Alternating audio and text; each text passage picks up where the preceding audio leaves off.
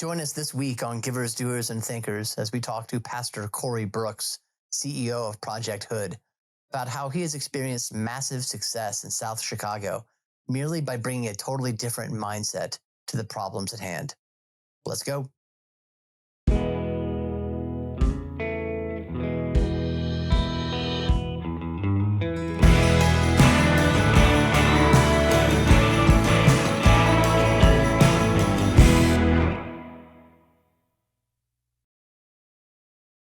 Welcome to Givers, Doers, and Thinkers, a podcast on philanthropy and civil society. I'm Jeremy Beard, and it's great to have you with us. We're recording on August 21st, 2025, and this season we are speaking with the most innovative and interesting nonprofit leaders out there, especially here on the eve of the American Semi-Quincentennial, talking to people who are helping to renew American civil society. So to that end, we are honored to have with us today Pastor Corey Brooks, CEO of Project H.O.O.D. You may have heard of Pastor Brooks when he became known as the Rooftop Pastor, a moniker he earned by spending 94 days living on a rooftop in the dead of winter to draw national attention to South Chicago's violence, gun violence, and poverty. A decade later, he went back to the rooftop, this time for a 343-day vigil, which is unbelievable, but during which he raised over $20 million and garnered more than 20,000 new partners for Project H.O.O.D. Pastor Brooks is a national voice for urban renewal, conservative values, and faith-based solutions to systemic issues. He frequently appears on Fox News and other major media outlets. And he has a new nationwide podcast of his own called Rooftop Revelations. So I'll make sure I ask you about that before we go here, Pastor Brooks. How are you doing? Doing great. Thanks for having me on. I appreciate it. Thank you so much for joining us. I really appreciate it. I got to make sure I ask you about Rooftop Revelations before we go here. And we're also going to talk about this very, what sounds to me, arduous walk across America that you're about to start here in a couple of weeks. Yes. But let's start with, if you don't mind, your own personal background and story, like where you grew up and under what circumstances. So I grew up in a little town called Muncie, Indiana, where I spent my formative years.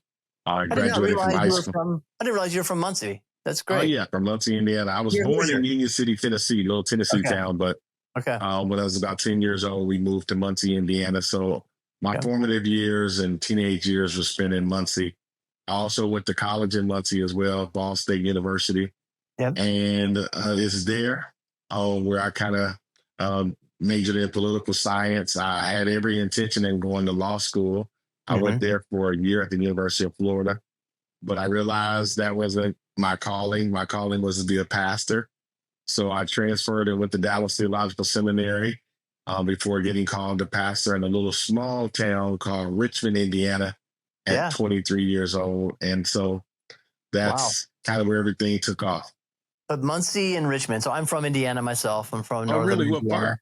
A small town near Warsaw, Indiana, if you know where. I know exactly where Warsaw. And then I actually, when I was pastoring in Richmond, Indiana, I actually went to Grace Seminary. Yes. There you go. Grace College, wonderful place. Yes. Lake Winona Lake. There's a shout out for you. Absolutely. So I didn't realize it. So that's Chicago, though, is not necessarily in distance, but the south side of Chicago is sort of culturally a long way away from Richmond. A long way away from Richmond and Muncie, Indiana. How did that happen? So I got called to pastor a church when I was about 27, 28, called West Point Baptist Church. It was on the south side of Chicago. It was kind of a professional church, people who lived on the south side, educated church. And I decided, they were a great church, and I was glad that they invited me to be the pastor of Chicago. But I only stayed there for 4 years because I really felt a heart to do some work in the urban area, really tough areas of Chicago. And so I left there after 4 years and decided to start a church called New Beginnings Church. And we said, where's the toughest place in Chicago on the south side? That's where we're going to put the church. And so we found this area in Woodlawn. It's actually, a lot of people call it O Block. It's named after a young man named O.D. Perry who was shot and killed. The gangs took the O in his name and started calling it O Block. It's actually King Drive, 63rd to 67th in King Drive. And it's on the south side, and it's in a community called Woodlawn. And that's where we planted the church, and that's where we are to this day. Had you felt this sort of any call to sort of urban ministry before you were called to pastor that church in Chicago? Or is that something that only sort of came up once you sort of saw once you got to Chicago and got a better feel for what was going on? So I really didn't feel a call to urban ministry. It kind of evolved. I kind of knew that I would plant a church. I thought I might plant a church. When I got to Dallas Theological, I found out what church planting was. Up until that time, I thought about church splits. I never heard of what a church plant was. But when I learned what church planting was, that seed was kind of planted in my heart. And it's something that I always put on the back burner that I thought I wanted to do. And when I got in Chicago and realized that, okay, this church was a good church, but it just wasn't a good fit, church planting became something that I thought about. And when I start thinking about church planting, I start thinking about where's the greatest need? Where can I use my gift the most? And where do people need the help the most? And we found this area on the south side of Chicago. And we said, that's where we're going to go. That's what we're going to do. And that's where we hung our hat. And we've been working ever since to transform that neighborhood.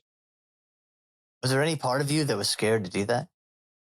You know, I tell people all the time, I think God had to send someone who was completely green, straight from Indiana, who had no clue what he was doing and where he was going. I know what that feels like. Yeah, so I went into this area in Chicago on the south side, and the church that I went to the first time was in a tough area too. There was a lot of projects around it, a lot of people who were in gangs. But at the time, I really didn't understand. But as time went on, I started to understand about the gangs and the violence that was going on, and that's when I became like, I really want to do this. And when we made the leap to start New Beginnings Church 25 years ago, I did understand the magnitude of the violence and the situation that was at hand, and how I was putting my family in a pretty tough situation and myself in a tough environment. So I kind of knew that second time around. That's a big leap of faith. I mean, that's not everybody finds it within themselves to do that. You must have felt a very clear call to do that. Sure. I don't think you could do this type of work so heartedly without feeling a call. I feel completely called to it. Even to this day, I know God planted me on the south side of Chicago, and I'm there because I believe God wants me to be there. Sure, like some of our seminary friends, I would have loved to have gone out into the suburbs and lived in a nice white house with a picket fence and raised my family in a private school. And I would have loved it. But for whatever reason, God chose me to be in that neighborhood, and it's a good fit. I love being there. They love me. We're transforming the neighborhood. We're creating a model for what can happen across America. And so it's a calling that I appreciate. It's glorious hard work. So how long did it take you? That was 25 years ago. You're pretty well known now for advocating for more, you tell me if I'm misstating anything, but more bottom up sort of solutions to social problems, faith, and faith institutions playing a large role in that. Did you believe that when you got there, or was that something you began to appreciate after seeing sort of what wasn't working in the neighborhood when you arrived? Yeah, I think my degree in political science helped me a lot. When I was 19 years old, I really found out that I was conservative. Up until that time, I just thought, all Black people are Democrats, and that's the way it is. And I didn't know too much about conservative and liberalism. I didn't know too much, but my first year at seminary, my first year at Ball State, I started to learn the difference. And that's when I realized, okay, I'm conservative in my thinking and how I approach things. And so as a result of that, I was able to see from a different perspective than normal what most pastors and most people who live on the South Side and are educated see. My conservative views led me to do things a lot different. How difficult was it to get? We'll get to this, and maybe this is where we start talking about Project H.O.O.D. But how difficult was it to sort of advocate for a different way of thinking about things, or maybe a more traditionally conservative way of thinking about things in that environment? I don't think it's known as a hotbed of conservatism. Definitely not. For the first few years, I kind of kept it quiet, just preaching and teaching solid principles. I never let anyone know about my politics. I never used the word conservative. I never said the R word. I just kept it quiet and preached, and our church grew. But around about 2011, when I went up on the roof the first time, I started to talk more about my beliefs as it relates to how they ought to be lived out in the community. I started to talk more about politics. I started to talk more about the education and the environment from a social point of view, not just a spiritual point of view. Right. And that rattled some cages. And I thought, I think they didn't know at that time that I was conservative. They didn't know I was a Republican. So, you know, it just rattled some cages. But then in 2014, when I came all the way out and I started going really hard, that's when a lot of problems started to arise and a lot of friction and fights and battles came up that I was unexpectedly didn't know that it was going to happen. I was again green to the situation. I didn't know the magnitude of a fight that I would have to be in by letting people know I'm a Black conservative on the South Side of Chicago. What would be some of the friction or problems that caused? I can tell you so many stories. I'll give you a few. One morning, there was some noise outside of my house, and my wife wakes me up. She's like, "There's a lot of people out in front of the house, and you need to get up." And the unions had bussed in 3 busloads of people, and they were picketing in front of my house. And they were saying things like "sell out," because at that time I was supporting a Republican governor named Bruce Rotter, and I had made some commercials, and he was using those commercials everywhere, and he was gaining traction, and he ended up winning, but the unions were after him and after me, and that. So while they're picketing in front of my house, I get another call, "Pastor, you got to get to the church." They're picketing in front of the church, and it was that kind of took me back. I couldn't believe that they would first of all picket my house with my kids there, and then secondly picket the church, and it was kind of disheartening, kind of hurt. And then the biggest thing was when me and my family had to go into hiding the last 2 months of the campaign because we were getting death threats, and so we ended up they ended up taking our family and hiding us because of these death threats. And I ended up having to have police escorts to church. It was really a horrible situation. Yeah, that's not a good situation. Not at all. And you just didn't. You sort of walked into it without even thinking that might be the outcome. I had absolutely no clue. I did not know that the battle would be so intense, and I was so unprepared. And you know, I'm a fighter by nature, so you know, you hit me, I'm gonna try to turn the other cheek, but that's only gonna happen so much. And so I was fighting back, but I didn't have the tools, I didn't have the resources, I didn't have the knowledge, and so I'm kind of like struggling upstream, trying to swim upstream because it was just a fight that I was unprepared for, and I didn't have enough people around me to support me in that time as well. So it was real tough. Were you still just a pastor then, or had you started Project H.O.O.D by that point? So I was a pastor. Project H.O.O.D was probably 4 years old, 3 or 4 years old by then. And so we were just starting the programs and we were just trying to get things going. But yeah, I was pastoring and Project H.O.O.D was in full swing. We had 2 people on staff, but we were in full swing. So talk about that. What led you to start Project H.O.O.D? What were you hoping to accomplish with it? What kind of sort of led to its founding? Yeah. So 2 things. I realized that I needed to keep the church. And so some of the issues that I wanted to address in what our church to be confronted with it. So I said the best way to do that is create a separate non-for-profit that simply addresses those issues and tackles those issues like education and politics and health and wellness, things that we need to speak out on. And so Project H.O.O.D was born out of that. The H.O.O.D stands for Helping Others Attain Destiny. We focus on 5 pillars: education, economics, social ills, spiritual ills, and health and wellness.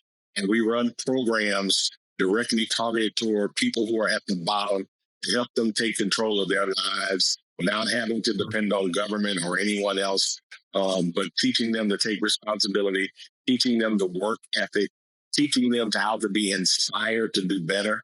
And that's how we've been able to transform our community. So how big is Project H.O.O.D now? Like, how many employees do you have? So Project H.O.O.D, we have about 121 employees, and we're building a 90,000 square foot leadership and economic opportunity center. Yeah. And it's a great place. We're helping a lot of people. Our community has been totally transformed. Crime is down 60% in our neighborhood, in our immediate neighborhood, which is amazing. Being that we're in this hot spot of for Chicago murder isn't known for having its crime rate go down in the last. Definitely not known for having its crime rate gone down, but we can proudly say in our area, we're doing it, and we're really thankful for it. How many people are you touching a year at this point with Project H.O.O.D through all these programs? We're touching between 15 to 20,000 people. Wow. We're going to be able to touch even more once the center gets open. Yeah. We have so many programs, and we're helping so many people. But I'm looking forward to the day when we can 10X it with this center. So talk about the center. And this is why, by the way, this is why you're walking across America, right? So we can tie this together. Okay. Yeah. So I'm walking across America. So I'm walking across America because I got to pay for this center, and I don't want to depend on the government. So we don't take government funds for our center to be built. And so I'm doing everything that I can to raise the funds so that the center can be debt free. The center is a fabulous place. It has, we're going to be teaching culinary arts skills. So we have 3 restaurants where we're teaching culinary and hospitality, teaching management also as well. We have a now urgent health care where people can come in and get health care. We have workout facilities. We have a full-scale bank. There's a bank that's going to be there as well. We have a swimming pool. It's the only swimming pool in our immediate neighborhood. So the kids are really excited about that. One of the main things that I'm excited about is that we have a trade school where we're teaching. We already teach the trades, but we have limited capacity. But when we open this center, we'll be able to 10X it, and the capacity is going to be so much greater. So we'll have carpentry class, we'll have welding, we'll have automotive, we'll have roofing and HVAC, and and electrical. So we're going to be able to teach those trades, help people to get into the trades, and hopefully earn funds to help take their family to another level. It's a fabulous place. It's got a theater. It's got a music studio. Of like dozens of institutions in one place is what it sounds like. That's the exactly what it is. You would find in a healthy community, but separately. So like you're sort of like, hey, what are we missing, and putting it together? Is that right? You said it. That's it. We looked at what are we missing in our community that would help people to take control of their lives. And whatever that is, let's put it under one roof and let's get it moving. And that's exactly what we did. We studied, we looked at the problems in our community, and we said, let's build something that's going to be transformational, but let's build a model for what can happen in other urban areas as well. Yeah. And now we're believing that it can not only happen in urban areas, but we want to take it on the road. And that's one of the reasons why we're walking across America, not just to raise the funds, but there's some rural areas in America too that have been hard hit. And we believe that these principles will work regardless of where you are, urban or rural, black or white, rich or poor. The principles are the principles. They don't discriminate. And if you put it in play, they'll work. Which of your innovations or programs are you most proud of? Like, this is what I'd say. This is works so well, or it's done so much good for people? It's a hard one. I would say two of them I'm really excited about. The trade school, because I think that is the way for a lot of young urban men to take control of their lives financially and economically without having to go to college. And there's so many who are not going to go to college. And in this day of AI, you need to learn a trade. That's one of the things that they're not doing so far. Right. So So far, they a need to, robot won't show up at your house and do your exactly. A plumbing. robot is not going to fix your roof and not going to do your plumbing. So we got some time, and we think that's a wonderful. So our trade school is one of the areas that I'm really excited about. The other area I'm excited about all the work that we do with young people, the kids. We just had a summer program of 300 kids where we taught financial literacy for 10 straight weeks to kids from the ages of 6 to 14, and to see them learn about a checking account, a savings account, stocks, and investments, and an asset and a liability. That was great. So those programs are the things that I love, things that help people to take control of their own lives. And do you do most of this stuff on your own, or do you, like, for the trade school, is there like another institution as a partner that you're bringing in to sort of run things? And so I can imagine that's a capital intensive thing to run a trade school. I would think. Yeah, so we run it, but we partner with a group called Associated Builders and Contractors. They're a national company, and they have a national reputation. So our certification is from them, and then we have instructors that we pay who work for us, who have been licensed by them, and they do all the training, and we get them all the certifications. And then we allow the young people who go through our program to choose on whether they want to go to a union or not, or go to a merit shop, which is what we call the non-union companies. And we try to do the training and let them do the decision making. But it's worked out so far. So we have some kids who are working in the merit shop for companies, and then we have some kids who are working for the union. And the bottom line is we're training them, and they're going to work, which is the most important thing, getting off the block and going to work. They have a pretty high placement percentage for the... Yeah, we have an 80% job placement rate. So 80% of the students that go through our and we've had over 300 students so far over the last 10 years. So those students that go through our program, we get them a job. And the only way we don't get them a job is if they don't want a job. And maybe they found out, I really don't want to do the trades. I want to do something else. But we have a very good job placement. We work really hard to make sure our job placement is good. Hi, I'm Chris Kittemeyer, CEO of Amphel. I'm excited to share that this season of Givers, Doers, and Thinkers podcast is sponsored by Amphel. Whether your nonprofit needs help raising major gifts, building your donor pipeline, or crafting a winning fundraising message, Amphel has the expertise to help your organization thrive. We work with mission-driven organizations across the country to help them raise more money and advance their mission. Learn more at amphil.com. That's AMPHIL.com. Who are most of the people you're helping? It sounds like it's various ages, right? We're talking about from little kids up to adults, I guess, presumably even, right? Are they all from the neighborhood, or people coming from beyond the neighborhood at this point and how do they find you? So whenever we put something out on social media, like right now, I'll give you an example. We had 25 slots for a construction class, but we have 400 people apply for 25 slots. Yeah, so that's the reason why we need the school. And that's the reason why we're happy that we're going to have this center, because we'll be able to, we have the supply. So that's one of the things we're really excited about, training those individuals, and we definitely have enough people to train, and we just need the programs to train them. To what extent do you have to work to make sure that your particular philosophy of how success happens in life is like permeates your entire sort of program, your staff, and everything like that? Like, how is that a challenge for you, or is it not a challenge? Do you draw people?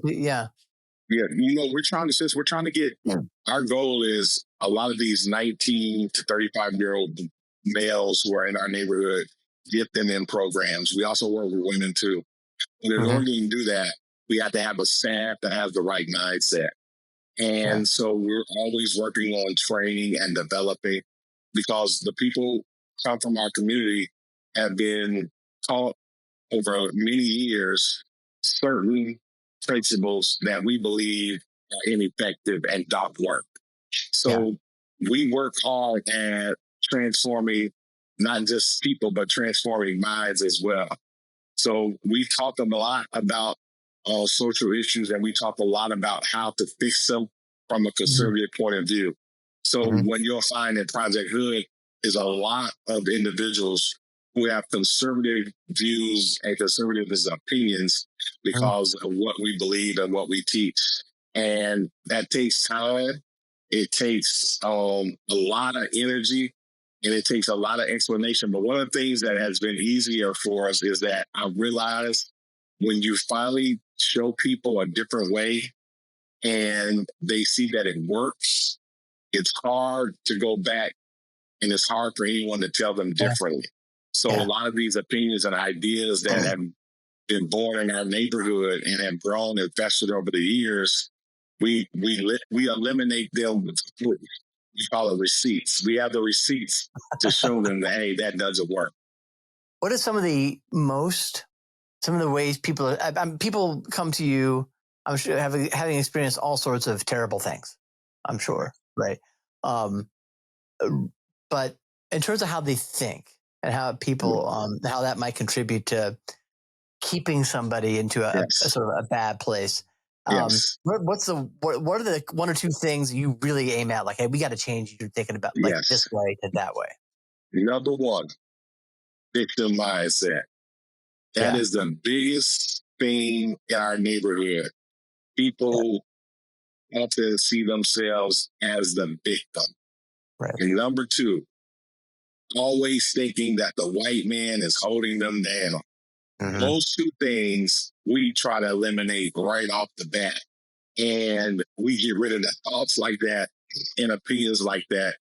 And most of the time, once you open up people's eyes and they start understanding that they have control, that they can take control of their lives and no one can stop them but them, that's something to see, and that's something to behold. But those two issues have permeated in our community for so long that it's hard to uproot. But those are the things that we work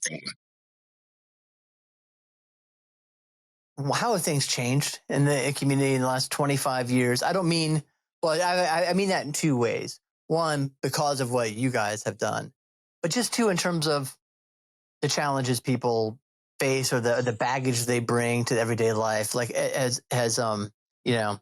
the family, for instance, in even worse shape than it was 20, 25 years ago? Or is it or has anything gotten better? Understand. Yeah.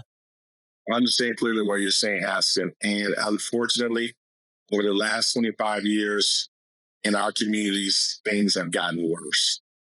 And I really do believe one of the reasons why they've gotten worse is, one, we have a great falling away from God. There's no spirituality. But two, because there's such a mindset that has been teaching people that they have to depend on government, and that government has to be the parent, and that government has to fix it for you, and that you can't do it without the government. I think those things have caused major issues. And then when you tie in the fact that we have 80% in our community, 80% of the households are single parent households, and so you have fathers nowhere to be found. You infuse that with drugs, you infuse that with depression, you infuse that with the lack of education. It's a powder keg waiting to explode at any time.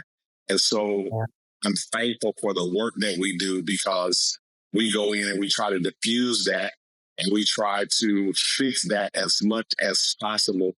And that's the reason why Project H.O.O.D is so important in not just my neighborhood, but in other neighborhoods that need to make a comeback, and other neighborhoods where they see these same problems and issues every single day. But unfortunately, over the last 25 years, things have absolutely gotten worse.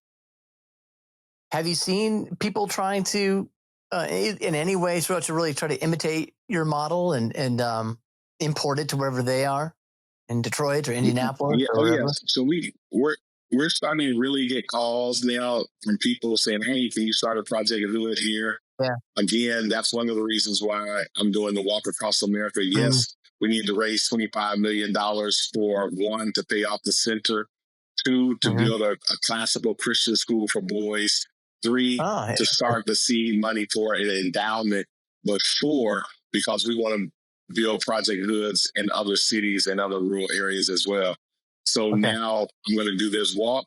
And hopefully, as I do the walk, I can make connections and contacts with people so that we can start figuring out where we're going to place these Project H.O.O.Ds.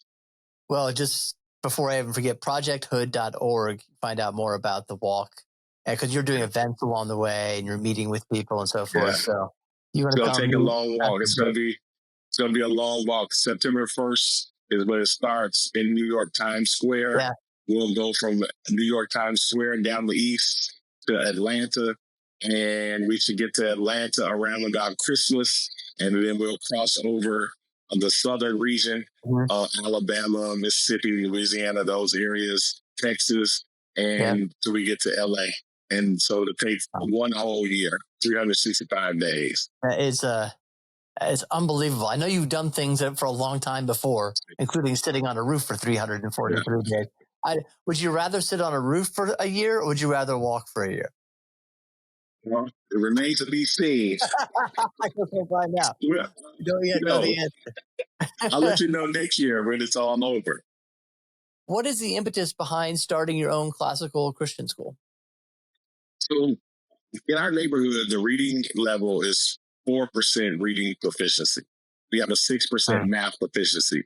That means over 95% or so of our kids cannot read or write or do math at an efficient, proficient level.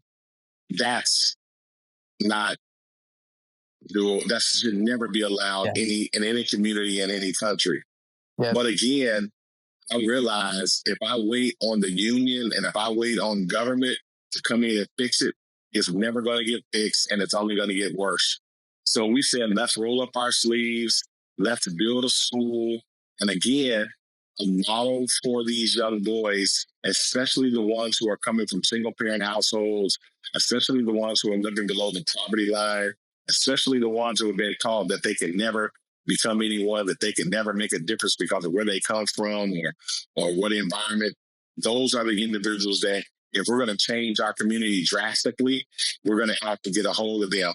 And so we got to make sure that we have these young boys, instead of becoming hardened criminals and gangbangers, we got to make sure that they become teachers, lawyers, doctors, and preachers. And that's how we transform our community. And that's how we create better families. We got to start early. And so it's a long run, but we're going to make sure that we save some boys on this run, and we're going to save some families in the process. You keep coming back to boys, so I'm sure the school is both boys and girls, but I guess that probably speaks to, that's where you see the biggest problem is with boys and men. Without a doubt. Yeah. I will say we're starting to see an uptick with girls having major problems. But right now, it's still boys still lead in all the hard crimes, in all the hard statistics. And some of our most violent children are young boys who are in these situations and circumstances. So, yes, girls are very important, and we need to help them as much as possible. And I'm going to do that. But just to start and get things going, our focus has really been on these boys, because I realize if we don't do something, we're going to have more purse snatching, more carjacking, and those are the things that we have to stop in our neighborhood. And the only way we can stop that is making sure that they can get educated and learn how to read. It's amazing that most of the young boys who are committing these crimes in our neighborhood, they cannot read at all. And I think that's a major problem. So we got to stop it. They going to school, a public school. Not going to school, dropping out of school. Yeah. There's a very large dropout rate around 7th and 8th grade in Chicago with boys. that's the type of behaviors that we have to stop. That's the type of hemorrhaging that we have to stop if we're going to change and transform a community. It has to be a challenge to raise money for this sort of thing, in part because the donor class typically hasn't experienced the sorts of things that you're dealing with. That's not typically where they come from, right? So how do you interest them? What's your hook? How do you do this so successfully? My hook is telling them the truth. My hook is saying, hey, look, there's no doubt about it that we have hardened criminals. But let me tell you why that's going on from a different perspective, not the liberal point of view that people have been taught. So they try to make people have white guilt. I'm not interested in that at all.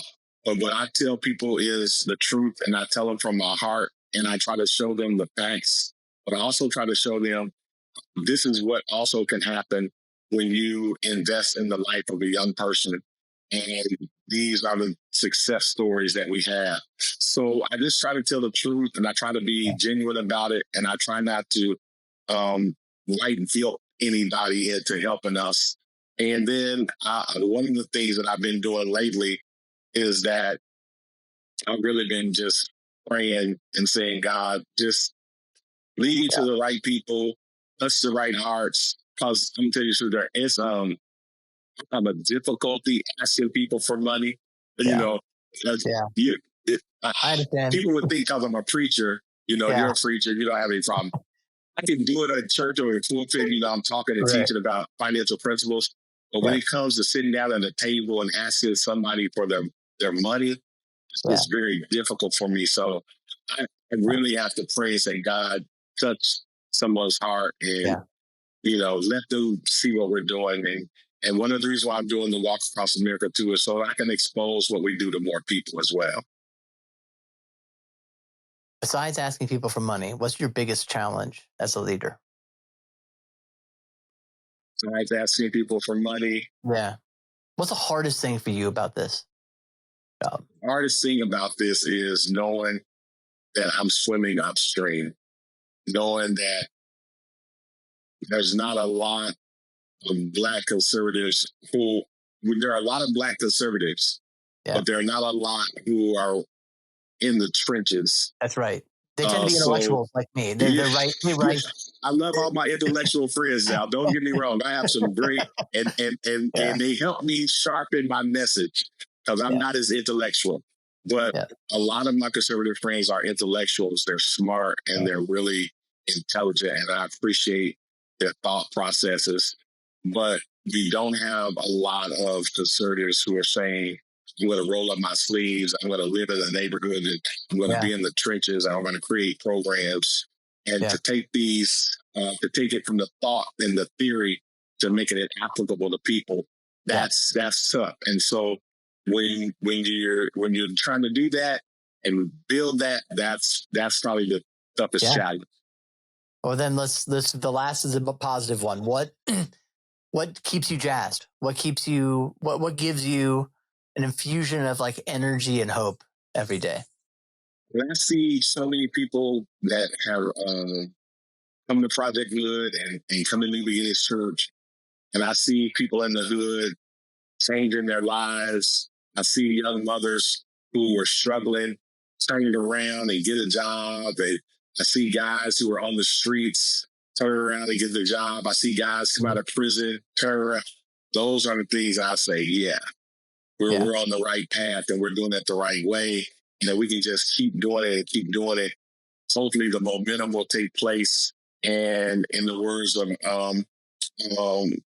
tipping point, it'll tip over. And that's what I'm hoping.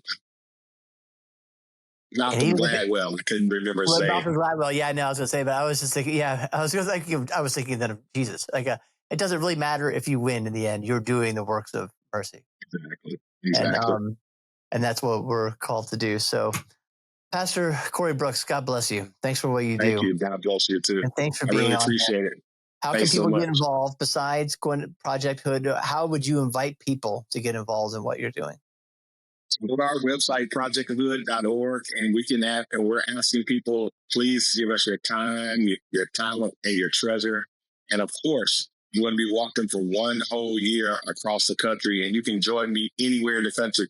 If you want to find out where Pastor, people walk with me? Oh, okay. Absolutely. We got people who are signing up every day.